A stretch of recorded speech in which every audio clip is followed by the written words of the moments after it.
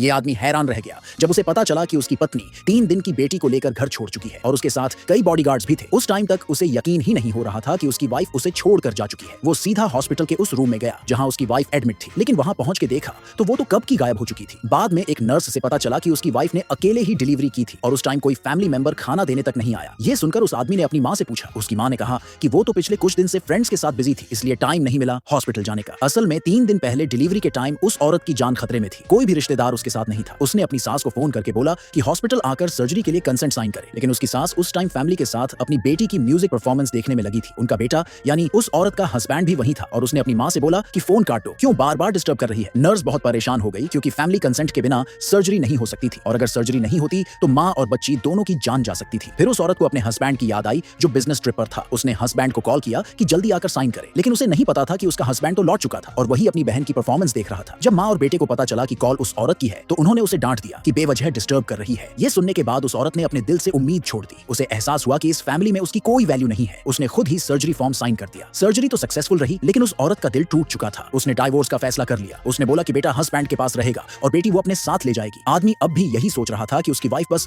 बच्चों जैसी जिद कर रही है। उसने उसे बोला कि आराम करो और डिवोर्स जैसी बात दोबारा मत करना। हॉस्पिटल रूम से निकलने के बाद औरत ने अपने पुराने एडवाइजर को कॉल किया और पूछा कि क्या लैब में अभी भी लोगों की जरूरत है। प्रोफेसर ने जब सुना कि अपनी फील्ड की टॉप एक्सपर्ट वापस आने वाली है तो वो बहुत खुश हुए और बोले कि बिल्कुल तुम्हारा वेलकम है। उन्होंने कहा कि वो सब कुछ अरेंज कर देंगे। जल्द ही कुछ ब्लैक ड्रेस में लोग रूम में आए। ये सारे बॉडीगार्ड्स प्रोफेसर ने भेजे थे ताकि औरत को एक अच्छे कंफाइनमेंट सेंटर तक ले जा सके। सिर्फ इतना ही नहीं, प्रोफेसर ने एक एक्सपीरियंस्ड पोस्टमार्टम नैनी भी रख दी थी बेबी की देखभाल के लिए और 2 आंटीज खाना बनाने और सफाई के लिए। औरत बहुत खुश हुई। उसे याद आया कि उसने अपनी फैमिली के लिए अपने सारे ड्रीम्स छोड़ दिए थे और बदले में उसे सिर्फ इग्नोर और थाने ही मिले। लेकिन आज एक फोन कॉल में ही उसका एडवाइजर उसे इतना रिस्पेक्ट दे रहा था जैसे वो कोई कीमती चीज हो। उसने बॉडीगार्ड से कहा कि सर को बता देना मैं उनकी उम्मीदों पर कभी पानी नहीं फेरूंगी। फिर उसने उस हॉस्पिटल रूम को देखा जो अब उसे बहुत ठंडा और बेरहम लग रहा था। उसे एहसास हुआ कि उसने इस फैमिली के लिए जान तक जोखिम में डाली, लेकिन उन्होंने एक बार भी उसकी केयर नहीं की। उसने तय कर लिया कि आज से उसकी नई जिंदगी शुरू होगी। इसी टाइम उसके हस्बैंड की फैमिली भी हॉस्पिटल पहुंची। बेटा बोला कि उसे अपनी मां की शक्ल तक नहीं देखनी और हस्बैंड ने बेटे को डांटा तक नहीं,